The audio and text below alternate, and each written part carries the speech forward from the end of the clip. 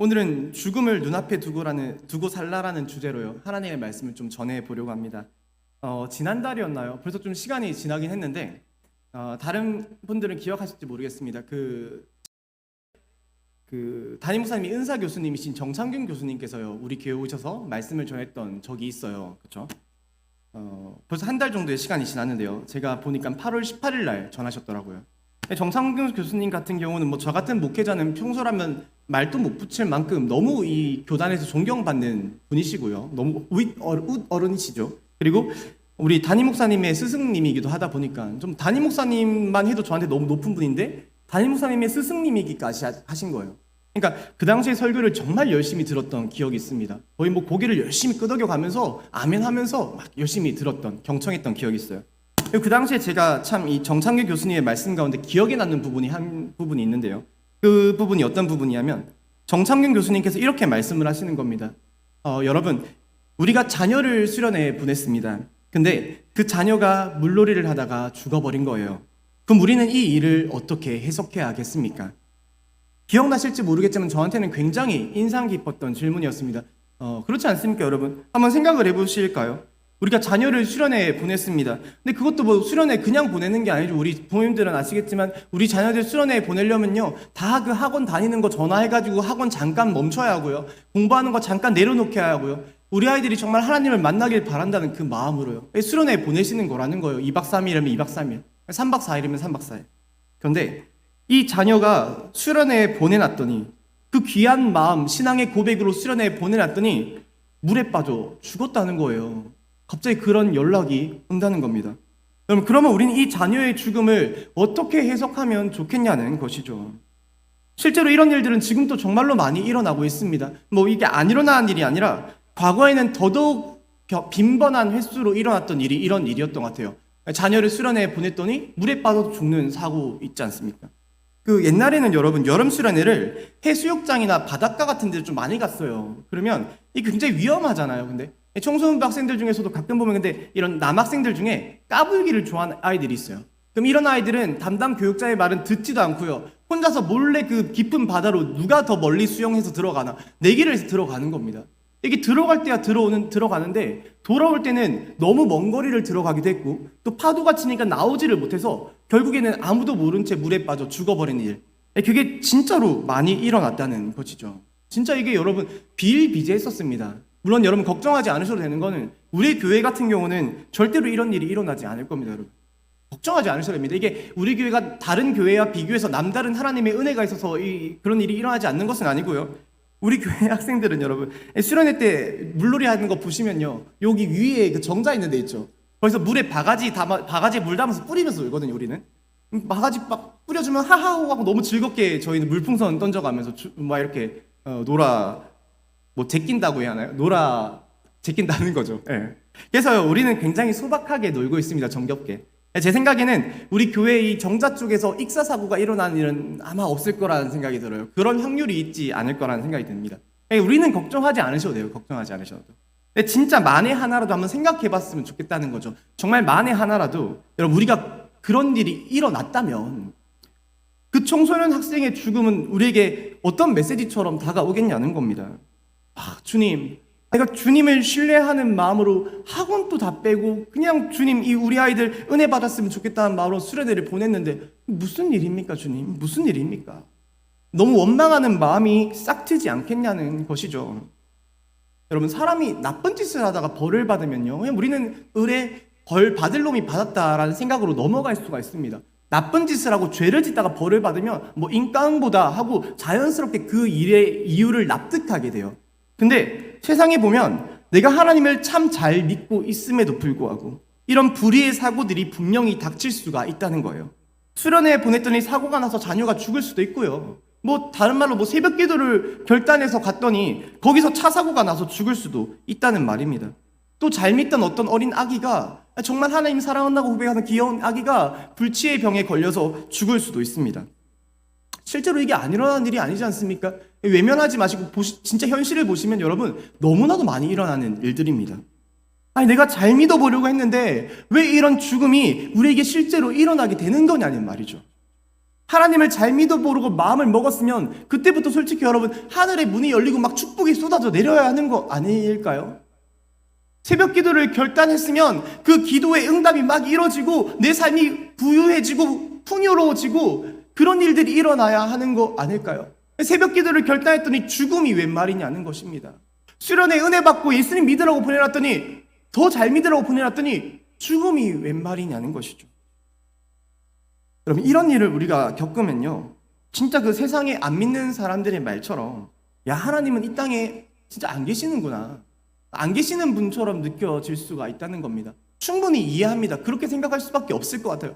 신이 있다면 이런 일이 일어날까? 신은 없는 거 아닐까?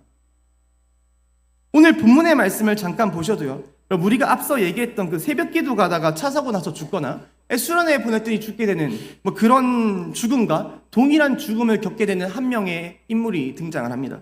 그 사람이 누구였냐면 바로 남유다의 왕인 요시야라는 왕이었어요. 요시야라는 왕. 요시야라는 왕이 제가 어떤 사람인지를 간단하게 설명드리면요 우리 오늘 열왕기하 22장 2절의 말씀 한번 다 같이 읽어봤으면 좋겠습니다. PPT로 나오니까 같이 읽었으면 좋겠어요. 요시야는 이 딱 한 구절로만 설명이 끝나는 사람이에요. 너무 간단한 사람입니다. 우리 다 같이 읽겠습니다. 요시야는 주님께서 보시기에 올바른 일을 하였고 그의 조상 다윗의 모든 길을 본받아. 여러분 요시야는 남유다의 왕 중에서도 하나님을 가장 열심히 믿었던 사람이었습니다. 이 사람을 성경에서는 무엇이라고 표현하고 있냐면요 무려 다윗과도 같은 길을 걸었다고 말할 정도로, 그러니까 이 믿음의 수준이 이스라엘의 최고의 왕이라고 불려지는 다윗만큼 엄청난 믿음을 가진 사람이 요시야였다는 거예요. 여러분 다윗이 진짜 큰 하나님의 축복을 받았잖아요. 전쟁에만 나가면 다 이겼지 않습니까? 뭐 쫓기는 가운데서도 그 생명을 하나님이 언제나 지켜주셨고요 나중에 무병장수하는 삶까지도 살게 됩니다. 근데 이런 생각을 하게 되면 우린 요시야가 어떤 인생을 사셨을 거라고 예측이 되십니까? 다윗은 정말 훌륭한 믿음을 가진 사람이었어요. 그래서 하나님의 크나큰 축복을 받고 무병장수하고 걱정 없이 사는 인생의 풍요로움을 누릴 수 있게 되었습니다. 그러면 요시야는 어떤 인생을 살았겠냐는 말입니다. 실제로 열왕기서의 말씀을 보시면요 이런 신실한 왕들이 몇 명 등장해요. 근데 이런 신실한 왕들, 믿음 좋은 왕들은요 정말로 큰 하나님의 축복을 받습니다. 다윗뿐만이 아니에요. 막 그냥 전쟁에 나가면 다 이겨요. 이길 수 없는 상황 속에서도 기적 같은 승리를 거둡니다. 그 히스기야 같은 경우는 기억하실지 모르겠지만 이 사람이 죽을 병이 걸렸잖아요. 근데 하나님한테 기도하자마자 이 믿음 좋은 사람이니까 하나님이 그의 병을 싹 고쳐주신다는 거예요. 실제로 믿음 좋은 왕들에게 베풀어진 하나님의 축복이라는 게 있다는 겁니다. 신실한 자에게 주어진 하나님의 복이라는 게 분명히 존재한다는 거예요. 근데 그 중에서도 가장 탑급 최고의 평가를 받던 인물이 요시야였다는 것입니다. 다윗과 같은 인물. 근데 여러분 오늘 본문인 열왕기하 23장 29절의 말씀을 보시면요 이 사람이 어떻게 되는 줄 아십니까? 이 믿음 좋은 사람이 어떻게 되시는 줄 아십니까? 이 노란색 부분은 제가 검정색 부분을 읽고요 이 노란색 부분을 다 같이 읽었으면 좋겠어요. 이 사람이 이렇게 된다는 거예요. 제가 한번 읽어보겠습니다. 그가 다스리고 있던 때에 이집트의 바로느고 왕이 아시리아 왕을 도우려고 유프라테스 강 쪽으로 올라갔다. 다 같이 읽겠습니다. 요시야 왕이 그를 맞아 싸우려고 무깃도로 올라갔으나 바로느고에게 죽고 말았다. 그럼 죽고 말았다는 겁니다. 이 믿음 좋은 왕이 전쟁터에 나가면 승리할 줄 알았는데 그 이집트의 파라오 느고라는 왕에게 그냥 허무한 듯 죽어버렸다는 것이죠. 이게 앞서 예시로 들었던 일과 똑같은 일 아니겠습니까 여러분? 수련회에 보냈더니 자녀가 죽었어요. 은혜 받으러 보냈는데 새벽 기도를 결단했더니 믿음 좀 좋아져가지고 새벽 기도를 결단했더니 차 사고가 나서 또 죽었어요. 이 열왕기하 타락한 시대에 모두가 타락한 왕으로 살아갈 때 나만큼은 주님을 믿고 나만큼은 신실한 사람으로 살기를 결단해서 다윗 같은 삶을 살았더니 죽은 겁니다. 죽었어요. 겉으로 보기엔 아무런 축복도 없는 것처럼 말입니다. 실제로 성경에서 봐도 여러분 이런 일들은 분명히 일어난다는 거예요. 전 그래서 사실 이 성경이요 진짜라고 생각해요. 진짜 꾸며낸 이야기일 수가 없습니다. 전래동화 같은 게 있을 수가 없어요. 이게 막 전래동화나 꾸며낸 이야기면 여러분 무조건 잘 믿는 왕은 복 받아야 해요. 현실에서는 아닐지라도 이 이야기책 속에서는 무조건 좋은 결말, 해피엔딩이 이루어져야 한다는 겁니다. 근데 이게 꾸며낸 이야기가 아니고 실제로 있었던 일이기 때문에 실제 우리 현실에서 일어나는 일들이 똑같이 기록되어져 있다는 겁니다. 여러분, 그럼 우리는 이 일을 어떻게 해석해야 하겠냐는 겁니다. 요시아는 정말 믿음이 좋은 사람이었는데 왜 말씀에서 이러한 죽음을 경험하게 되었냐는 것이죠. 사랑하는 여러분, 이 말씀은요, 여러분, 오늘 본문의 말씀은 우리가 기존에 가지고 있던 이 죽음에 대한 생각, 평상시에 죽음에 대해 가지고 있던 우리의 고정관념, 혹은 죽음에 대해 가지고 있던 인식, 그런 것들을 가지고는요, 절대로 풀리지가 않는 미스테리한 말씀입니다. 정말 풀 수가 없는 수수께끼 같은 말씀이에요. 왜 죽었을까? 왜? 우린 다들 죽음이라는 단어를 떠올리시면 어떤 느낌의 단어 혹은 어떤 느낌의 이미지가 떠오르시나요, 여러분? 평소에 우리 죽음을 어떻게 생각하고 계십니까? 대체로 우리는 죽음이라는 단어를 들으면요, 번뜩 부정적인 느낌의 단어들, 이미지를 떠올리기가 너무 쉬워집니다. 그렇지 않습니까, 여러분? 왠지 죽음 이러면 굉장히 공허하고 허무할 것처럼 느껴지지 않으시나요? 너무 두렵지 않습니까, 죽음? 내가 내일 당장 죽어요. 기쁘십니까? 두려워요. 우리는 더 살고 싶습니다. 인생에 스위치가 있다면 스위치를 이제는 꾹 하고 꺼서 TV 화면을 꺼버리는 거예요. 그래서 앞으로 영원한 암흑이 펼쳐질 것만 같은 그 공허하고 허무한 상태, 이게 우리가 무의식적으로 느끼는 이 죽음이란 상태라는 거예요.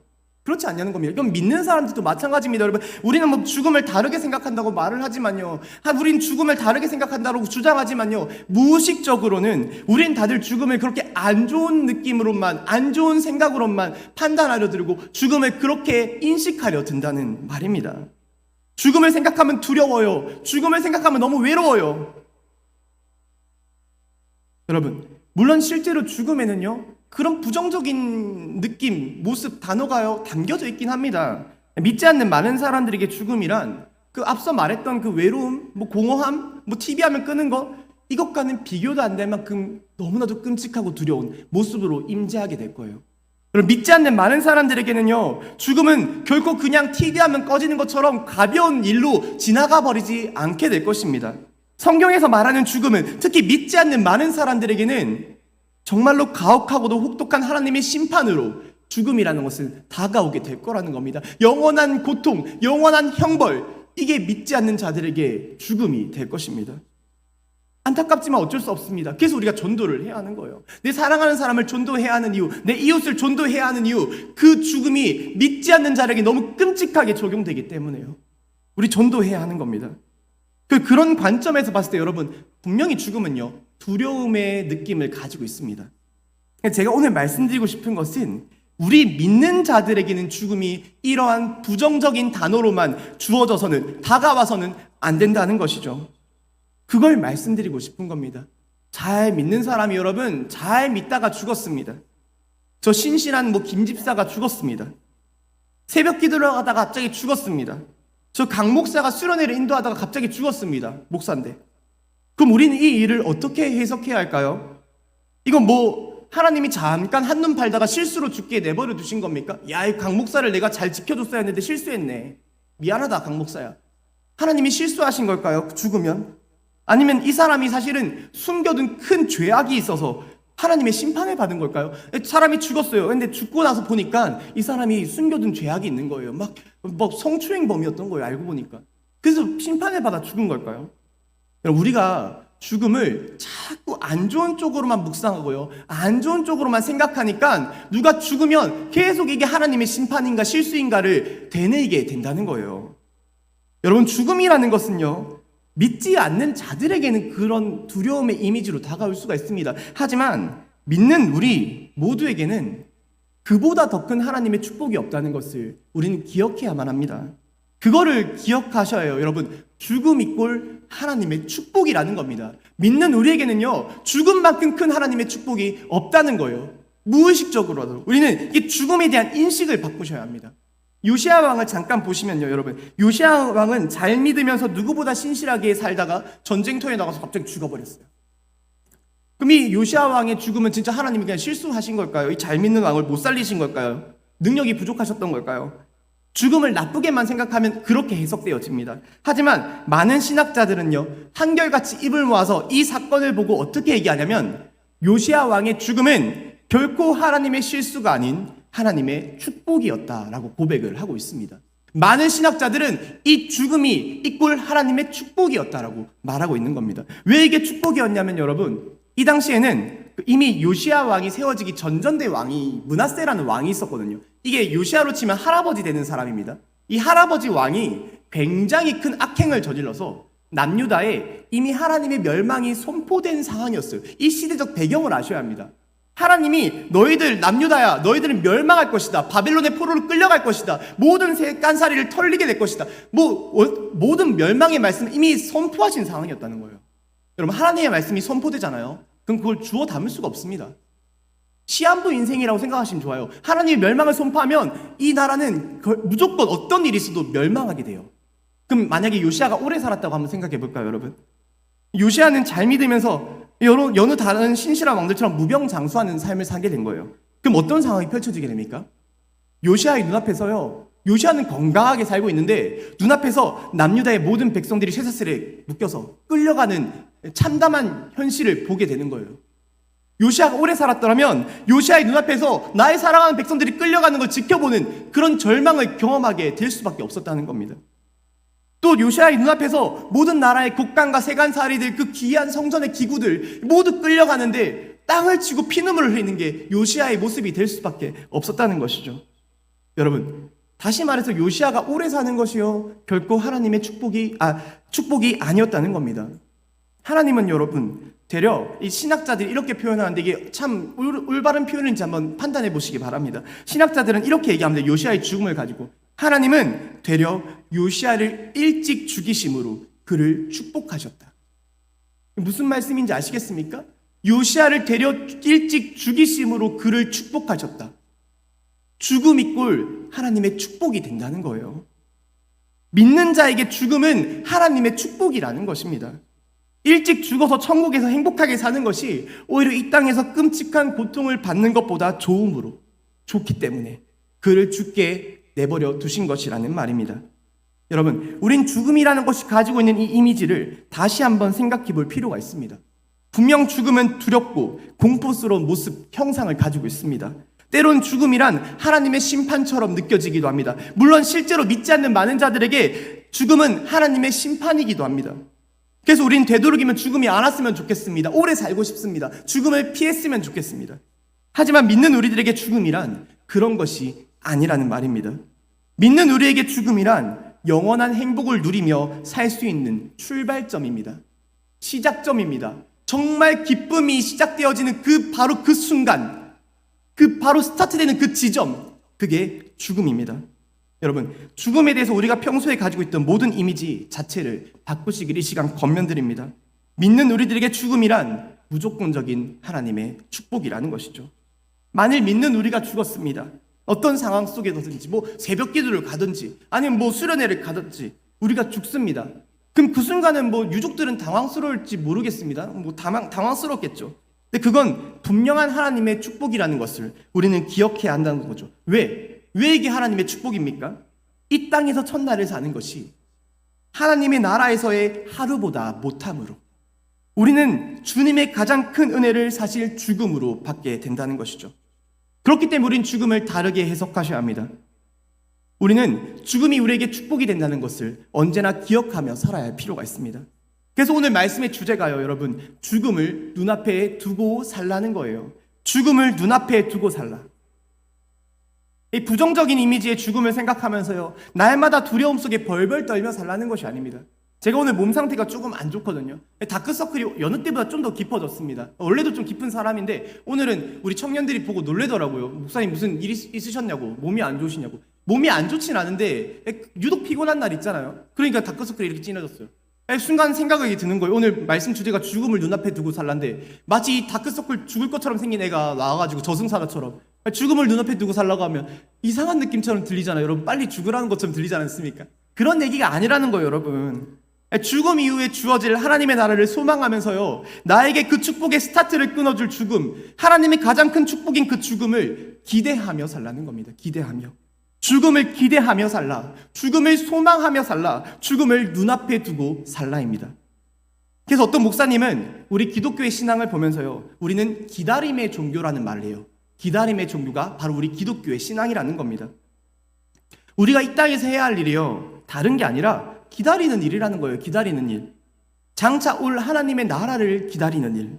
죽음 이후에 받게 될 크나큰 하나님의 상급을 기다리는 일. 그게 지금 이 땅에서 우리가 해야 할 유일한 일이라는 말입니다. 기다리는 일, 소망하는 일, 기대하는 일, 그것을 기대하며 기도하는 일. 사랑하는 여러분, 이 땅의 것에 집착하고요, 이 땅의 것에 소망을 두고 사는 게요, 우리들이 해야 할 일은 아니라는 것을 꼭 기억해 주시기 바랍니다. 생명을 눈앞에 두고요 사는 게요 좋아 보이지 않습니까? 근데 이 땅에서의 생명은 정말 짧게 끝나버릴, 순식간에 사라져버릴 생명이에요. 그 생명을 눈앞에 두고 이 땅의 것에 집착하며 사는 것이요, 죽음을 눈앞에 두고 사는 것보다 못하다는 겁니다. 왜? 죽음 이후에 우린 정말 귀한 영원한 생명을 받을 것이기 때문입니다. 제가 얼마 전에 그 SNS를 하는데요, 그 인스타를 보는데 개그맨들이 나와서 이야기를 하는 영상을 본 적이 있습니다. 우리 젊은 친구들, 청년들이나 청소년들은 좀 이미 본 적이 있을지도 몰라요. 이게 뭐 기독교 채널도 아닙니다. 그냥 세상에 개그맨들이 나와서 토론을 하는 거예요. 어떤 주제를 가지고. 근데 참 보니까 재밌더라고요. 어떤 주제로 얘네들이 토론을 했냐면, 지구 종말이 딱 1분 남았을 때, 지구 종말이 여러분 딱 1분 남았어요. 이제 행성이 막 떨어져가지고 지구가 반토막 나기 직전인 거예요. 딱 1분 남았을 때 우리가 할 수 있는 가장 쓸데없는 행동이 무엇일까를 가지고 얘네들이 토론을 한 겁니다. 재밌지 않습니까, 여러분? 여러분, 지구 종말이 진짜 1분 남았다고 생각해 보세요. 그러면 우리가 할 수 있는 가장 쓸데없는 행동, 뭐가 있을까요? 뭐 쓸데있는 행동이라고 하면 사랑하는 사람에게 전화를 건다거나, 뭐 포옹을 한다거나, 뭐 못됐던 말을 다 한다거나, 이게 쓸데있는 행동이겠죠. 근데 쓸데없는 행동, 전 너무 웃겼는데요, 여러분. 제가 그 중에 뽑았던 베스트 1입니다. 1등이 뭐냐면, 지구 종말 1분 전에 가장 쓸데없는 행동 1등, 3분 카레 돌리기예요. 너무 웃기지 않습니까, 여러분? 지구 종말이 1분 남았는데 3분 카레를 돌리면 먹지도 못해요. 근데 1분 동안 지구 종말하는데 전자레인지 앞에서 이렇게 보고 3분을 보고 있는 거예요. 그러다가 종말이 와요. 너무 쓸데없죠? 그게 제가 뽑은 1등이었습니다. 두 번째, 제가 뽑은 2등이 뭐였냐면 안 믿기예요. 안 믿기. 진짜 지구 종말 1분 전에 됐어요, 여러분. 하늘 생성이 떨어지고 있습니다. 그런데 안 믿어요. 안 믿어. 옆에서 친구가, 야, 저 행성 보라고, 지금 진짜 떨어지고 있다고. 에이, 뻥치지 마. 야, 진짜 우리 1분 뒤면 죽는다니까, 뉴스 봐. 에이, 그런 게 어딨어. 그러다가 1분이 지나고요, 죽어요. 가장 쓸데없는, 아무것도 안 하고 죽는 거죠, 그거. 굉장히 쓸데없는 행동입니다. 세 번째, 이것도 좀 웃겼는데, 지구 종말 1분 전에 가장 쓸데없는 행동 세 번째, 1분 동안 내가 어떻게 살아갈지를 플랜 짜기입니다. 종말까지 1분 남았어요. 근데 열심히 플랜을 짜는 거예요. 1분 동안 어떻게 살면 좋을지를. 자, 그러면 내가 지금 너무 죽게 된 게 슬프니까 5초 동안은 눈물을 흘리자. 너무 오래 흘리면 안 돼요. 시간이 없어요. 그럼 이제 5초 동안 눈물을 흘리고, 그 다음에 5초 동안 화장실을 가자. 근데 대변은 안 돼. 이 대변은 1분이 넘으니까 소변만 보자. 그럼 벌써 20초가 지났네? 어떡하지? 열심히 플랜을 짜는 겁니다. 어떻게든 그 1분을 잘 살아내보려고. 그러다가 이제 지구 종말을 맞이하는 겁니다. 참 쓸데없는 행동 아닙니까, 여러분? 다 동의하시지 않습니까? 근데 제가 여러분, 이 영상을 보는데요, 참 이상하게도 하나님의 은혜를 받은 거예요. 목사는 여러분 참 특이한 생물입니다. 이런 영상을 보면서도 하나님의 은혜를 받게 돼요. 이런 사람들을 목사시키는 것 같아요, 그죠? 곳곳에서 하나님의 은혜를 발견하는 사람들.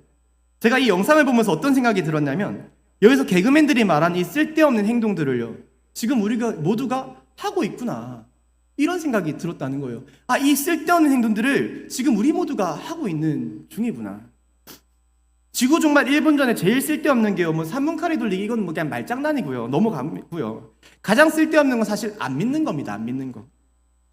그리고 믿는 사람들도 1분 동안 내가 어떻게 살지를 아득바득 플랜을 짜는 거예요. 1분 뒤면 어차피 죽는데.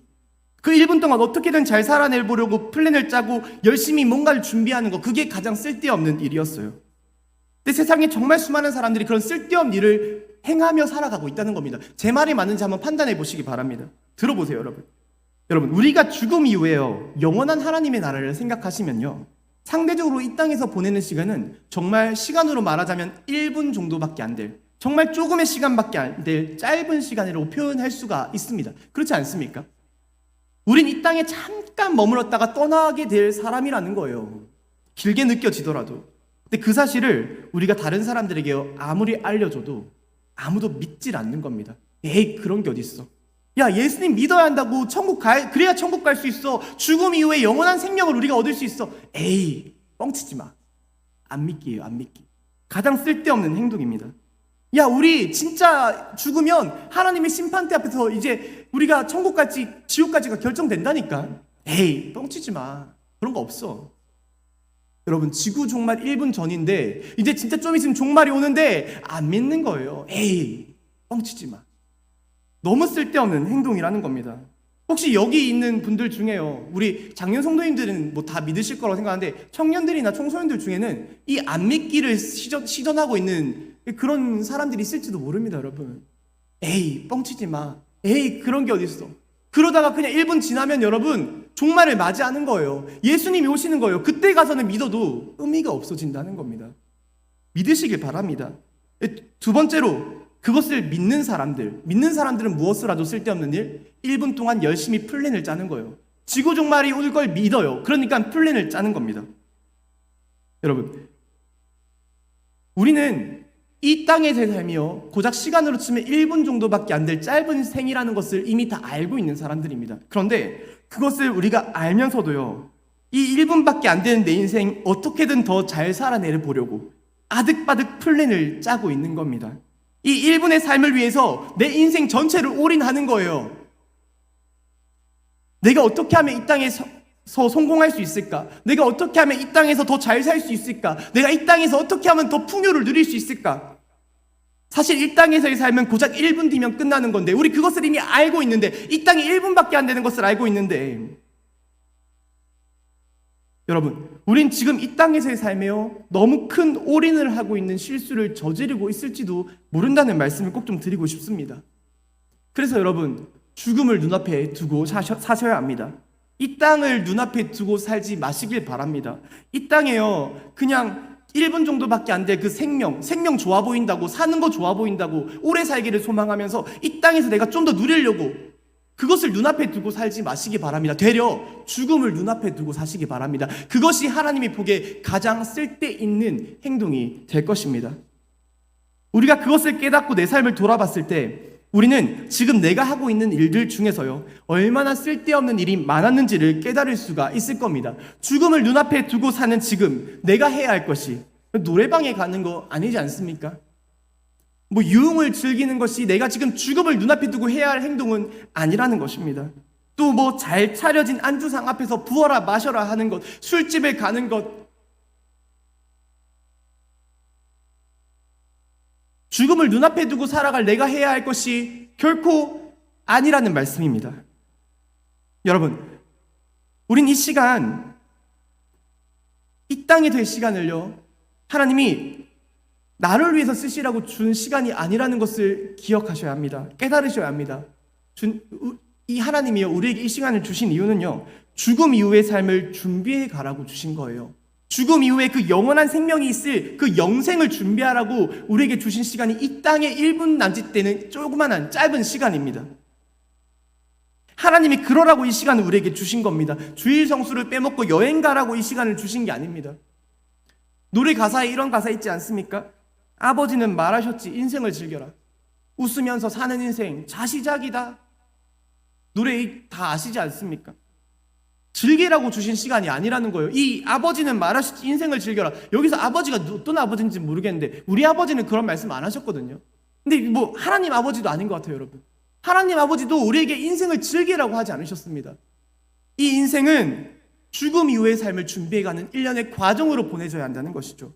우리 사도행전 말씀에 보시면 초대교회 성도 중에 아나니아와 삽비라라는 부부가 나옵니다. 이 부부는 말씀을 보시면 자신의 모든 소유물을 팔아요. 그래서 마치 그 전부를 하나님에게 다 드리는 것처럼 약간 신용만 해요. 뻥을 치죠. 거짓말을 하고 정작 절반은 꽁꽁 숨겨두는 행동을 하게 됩니다. 그래서 그 일로 인해서 하나님의 심판을 받아 죽게 돼요. 이 죽음은 진짜 심판의 죽음입니다. 여러분, 저는 항상 생각하는 게요, 여기 있는 모든 성도님들, 저를 포함한 모든 사람들이 사실 지금보다 훨씬 더 하나님을 잘 섬길 수 있는 사람들이라고 생각을 합니다. 우리 모두는요, 사실 지금 이 시점에서의 나보다 훨씬 더 잘 헌신하면 훨씬 더 잘할 수 있고요, 더 신앙생활을 열심히 할 수 있는 사람들이라는 거예요. 기도를 해도 여기 있는 분들은요, 더 열심히 기도할 수 있는 분들입니다. 지금보다는. 또 말씀을 읽어도 훨씬 더 말씀을 사모할 수 있는 분들이고요, 전도를 해도 더 전도에 힘을 쓸 수 있는 게 우리들입니다. 지금보다 더 하나님을 위해서 최선을 다할 수 있는 게 지금 우리들의 모습이라는 거예요. 근데 중요한 게 뭐냐면, 우리가 할 수는 있는데, 기도할 수 있잖아요, 말씀 읽을 수 있잖아요. 중요한 게 뭐냐면 우리가 안 하려고 한다는 거예요. 안 하려고. 왜 하지 않으려고 할까요? 할 수 있는데, 더 열심히 주님을 섬길 수 있는데 왜 안 하려고 합니까? 마치 아나니아와 삽비라처럼 주님한테는 딱 50 정도만 드리고 싶은 마음이 우리한테 있거든요. 주님을 위해 최선을 다하고 싶은 마음이 없거든요. 아나니아와 삽비라처럼 이 50은 나를 위해 좀 써야 하고 한 50 정도만 주님을 위해 쓰고 싶거든요.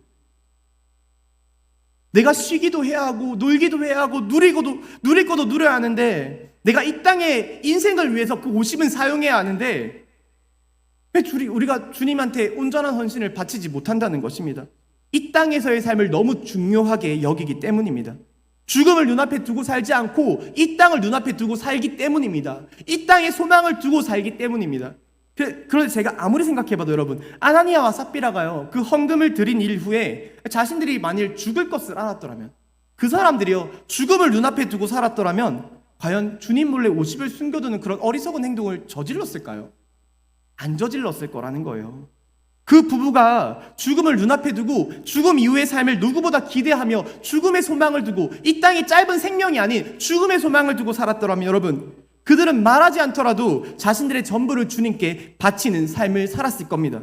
마찬가지입니다. 우리가 이 땅에서 죽음을 눈앞에 두고 죽음을 소망하며 산다는 것은요, 다른 것이 아니에요. 빨리 죽기를 기대하라는 그런 게 아닙니다, 여러분. 그것은 우리가 지금까지 주님 앞에 숨겨두고 있었던 그 절반의 헌신, 그 절반의 마음을 이제는 주님께 솔직하게 말씀드리고 꺼내서요, 주님께 온전한 100의 헌신으로 합쳐서 드리는 것이 죽음을 눈앞에 두고 사는 사람의 진정한 모습입니다. 헌신을 드려야 합니다, 여러분.